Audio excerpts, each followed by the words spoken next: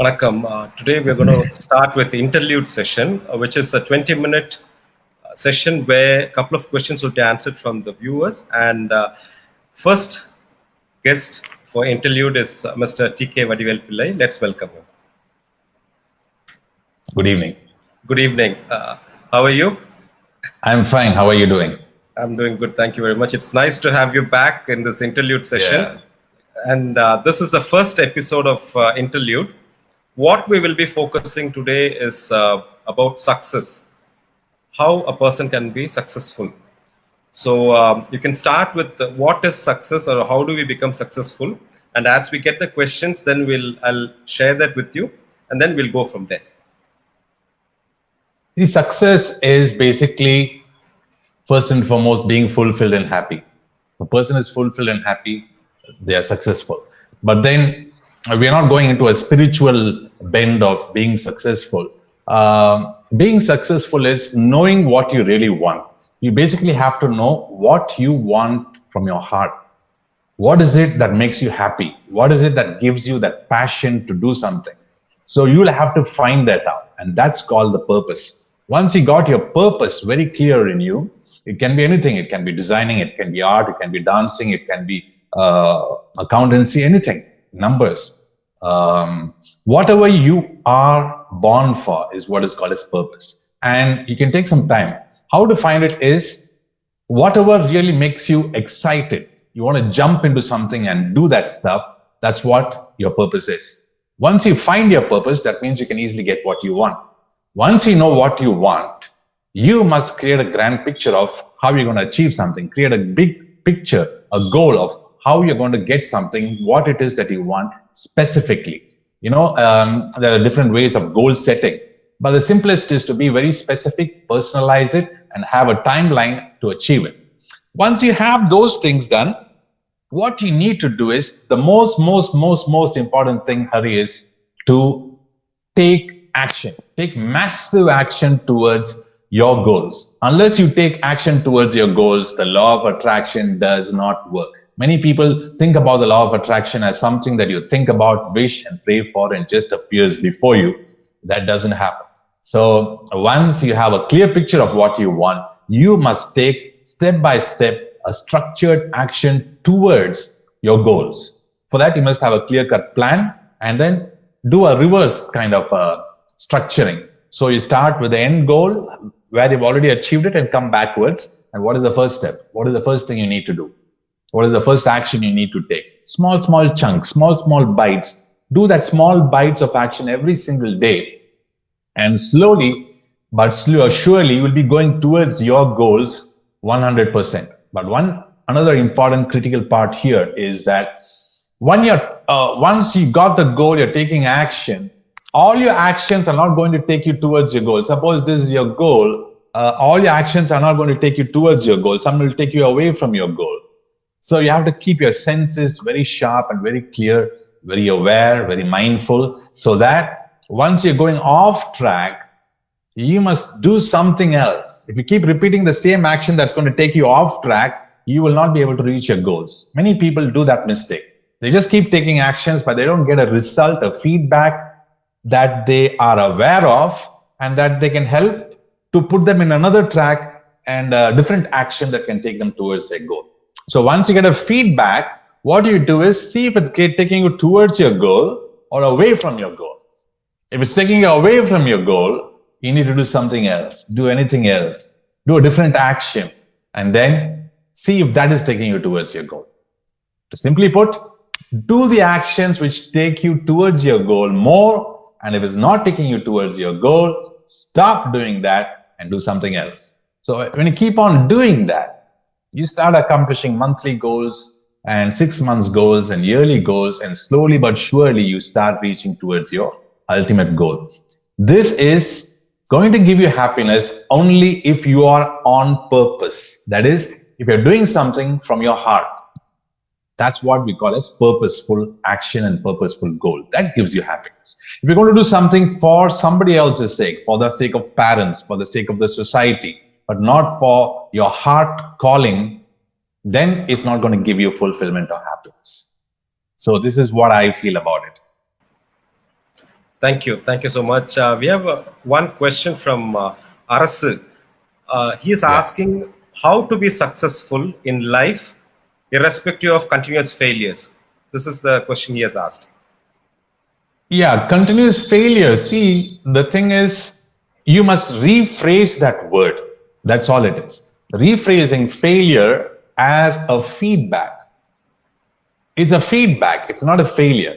You do something, just take a baby, for example, a baby that is born, it's just crawling and is learning how to stand up and walk slowly.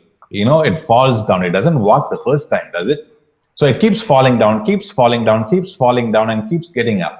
Now, what happens is, if you say a baby, like, I'll give it 6 months to walk. After 6 months, if it doesn't walk, will you just shut it down and say, don't walk again? No. The baby is going to walk until it learns to walk. So every time it falls down, it learns a new lesson, a small tweaking of the way it's going to get up, the way it's going to change its posture and get its balance and then move forward. Same way, once you know what your goal is, you will fall down like the baby. You will have to get up like the baby. Let the baby be the role model for learning to walk towards. The goal here is walking. Here is reaching your goal. So failures are not failures, but just feedbacks that tell you got to do something a little different. Just take a step back and look at it in a different point of view, a different perspective, and see if you can approach it a little different. That's it. And you can do it. Thank you. One area which I would like to ask, sir, is I do understand, like, on a regular basis, we get motivated when we see your videos in YouTube or when we read books or attending seminars. It gives us a real good boost. But it lasts for maybe a day or maybe a day and a half or maximum for a couple of days. After that, what happens, there seems to be a little bit of, nosedive. And then again, we'll have to push ourselves up. Are there any techniques in order to help us to motivate ourselves up, or any basic things which we have to do in order to be aware that, okay, these are the things which I should be clear with and these are the things I should avoid, so that I mask myself with negativity, even though if I'm encountered with? See, this is a wonderful question, Hari, actually. The reason is because every time when you start something, just imagine going to a gym. When a person goes to a gym, let's say they are like underweight, they are skinny, and they want to build a muscular body. What happens is they have a final picture of who they want to look like after 6 months or after a year. They have that clear picture about it. Maybe they don't have their own picture. They'll have somebody else as a role model from Muscle and Fitness or Iron Man. And that picture would be the role model they will have for themselves after about a year. Maybe not like the Iron Man, but something like more structured and more muscular. Once you have the final picture, what happens is they'll have to steadily start working towards it. That's it. The final picture is the thing that's very important, that we need to actually put it in our subconscious mind, because the subconscious mind automatically starts to move towards that goal once you give to that a very specific, clear-cut goal. But one clear understanding that has to come within us is nothing can be achieved overnight. Take the same example of going to the gym. You cannot build a body, the biceps that you want, or the triceps, the chest or legs, whatever you want, the muscles there, takes a lot of hard work. Once you're ready to pay the price for that work and follow the exact diet, give the rest for your body, rejuvenate it, and keep going until you get what you want, you will get it. But patience, persistence, commitment, and discipline are the golden keys that's going to take you there. Because if a person just has a desire and tries to go to the gym, like most of the time it happens in New Year, right? You have a New Year resolution, like that's when all the gyms are flooded with so many members coming in.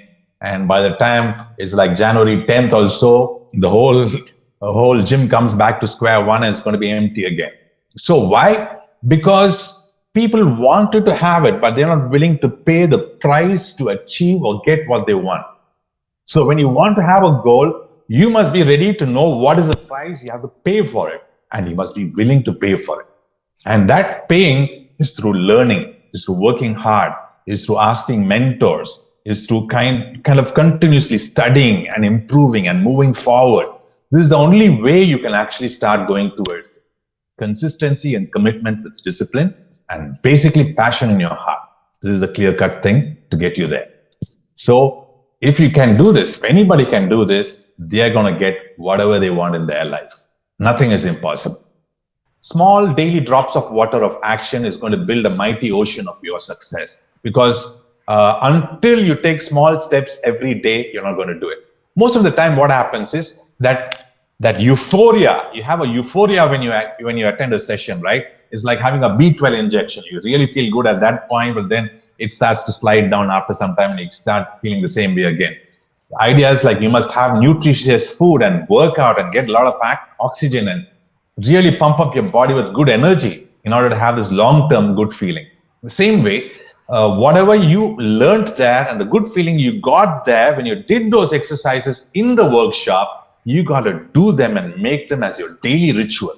The moment you make them as your daily ritual and make that a habit and condition it into your system, that's the time when you start reaping rich rewards for whatever you have learned. We have a next question from Miss Fahira. She's asking, see, every time everyone says to change the belief system, but how do we reshape our belief system is what she's asking. See, our belief systems are, first of all, you must understand where the belief systems are coming from. It comes from our genes, our people of authority, parents, teachers, siblings, friends during when we are growing up, and it kind of freezes during the time when you're 7 and 13 years old or so. So you must understand what are the limiting beliefs that we have, limiting fear, the fears that we have, anxieties that we have, and then what are the counter positive beliefs that we need to actually build up inside ourselves that will automatically delete the old limiting belief. You have to put it on paper. The most important thing I'm telling you now, these are the real golden nuggets, because many people just work that out, the new belief in their mind itself. That is not enough. You must take a paper, have a journal, buy a journal for yourself and write it down. What are the new beliefs that you want for yourself, that you want to condition into your system? Write it down and write it in first person, present tense, and in a positive manner. Give me an example, Hari. Give me an example of a negative belief. I'll tell you how to build a new positive belief.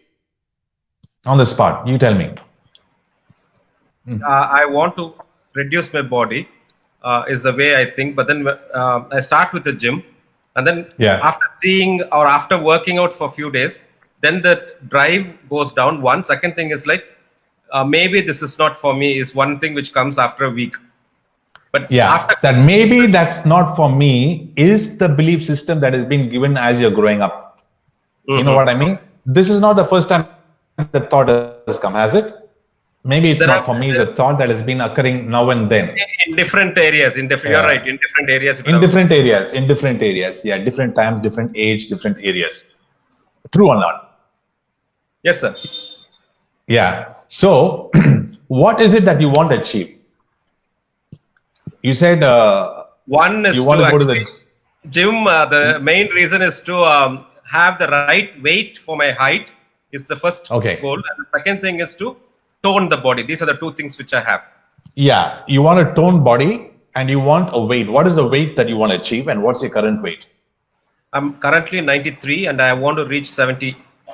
So actually medically, if you see 5 kgs per month is the kind of weight you got to use.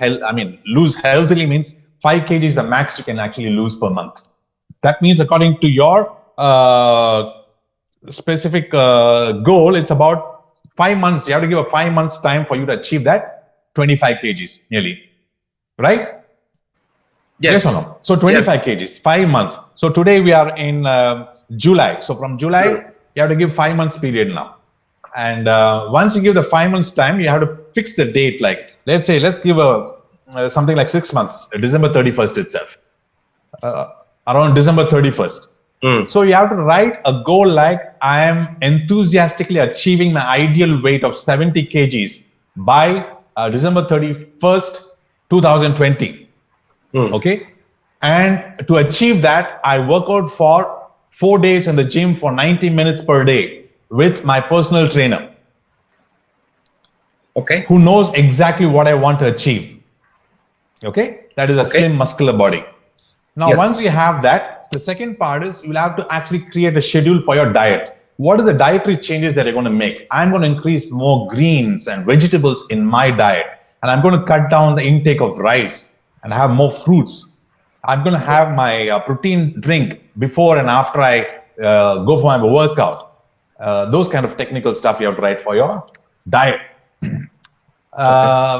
So once you have your diet and this thing created, the next thing you have to work on is your self-image. So you'll have to do you have to stand before the mirror every morning and do your mirror talk. Mirror talk is a ritual that everybody should do. After you take your bath, you have your endorphins flowing inside, you stand before the mirror and say, Hari, you are an amazing person. You are actively in the process of achieving your ideal weight of 70 kgs. You're going to be looking like Rambo in First Blood, ripped out and absolutely hungry. Whatever your role model is, by the way, Hari. It may not be Rambo, but anyone else at all. Okay. So once you have that, you do your pep talk in the morning, and you do a couple of things we have, like daily rituals that we have in our academy. You do that, but mirror talk is fantastic. And jump into it. Have your card in your pocket, your goal card, what you've written for, like, I enthusiastically achieve my ideal weight of 70 kgs. Have that written in the card, put it in a wallet, and read that about 3 times a day. 3 times a day. Read that card, your goal card that tells you you're going to achieve it by December 31st with a lot of power words like enthusiastically, unlimited strength and power, lean and hungry. Those kind of words should be in that card. And you have that card in your wallet and read that card 3 times a day. Close your eyes and really visualize yourself working out and achieving that in a very joyful and fulfilled manner. Create that picture inside you. Feel the feelings inside you. And that's when you start moving towards that goal with absolute high power energy. Okay. Is that clear for you? That's very clear. And definitely when we have this interlude episodes, December 31st, I'll definitely show my weight card. And fantastic. Thank you so much, sir. This 20 minutes has been really powerful and to the point. Which couple of questions came, one from Arasu, one from Fahira, asking about how being successful. The second thing is about the belief system. Thank you so much. We'll meet in the next interlude session, sir. Thank you so much. Pleasure. Take care.